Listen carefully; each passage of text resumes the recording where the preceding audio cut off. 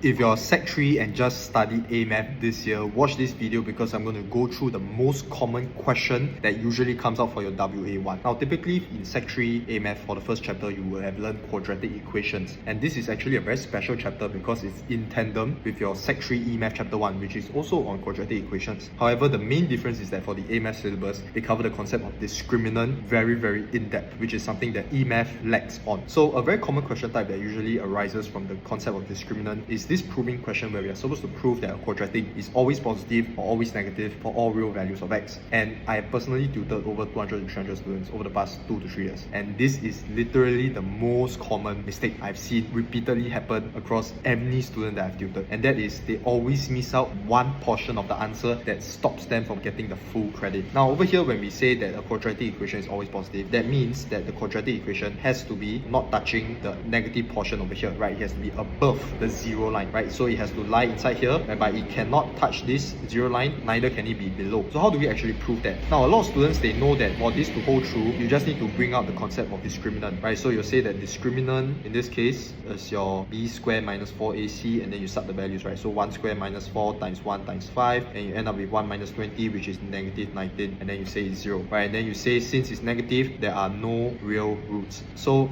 obviously, you can't just say no real roots. You have to contextualize it to the question. So no real roots means it does not cut the x-intercept, right? This is good enough. However, a lot of students always miss out the next portion, and that's something that I want you to remember after watching this video over here. And that is, secondly, you must always mention the coefficient of x squared. So you need to find out what is the coefficient of x squared and mention it, right? So you can see that the coefficient of x squared in this case is 1, which is bigger than 0. So since it's bigger than 0, your curve actually points upwards. So you actually need both condition 1 and condition 2 to prove this over here, because if you don't prove condition 2 and you don't mention the coefficient, it also can be the case where the curve is pointing downwards and not touching the x-axis, right? So these two over here needs to be mentioned together. The coefficient needs to be bigger than 1, therefore it's pointing upwards, and at the same time it has no real roots because the discriminant is negative, and therefore it does not cut the x-intercept. Mention these two things and you will get the full credit every single time. Now over here, I have gone through a very specific question type that I've gone through many countless of times in my library of A1 Math Academy, which is my online learning portal that I've created for students just like you who want to get an extra edge and more practice into the more specific question types that always come up for exams. And if you want to see how the library works and potentially how you can fit your learning style, just WhatsApp this number over here and I'll send you a demo link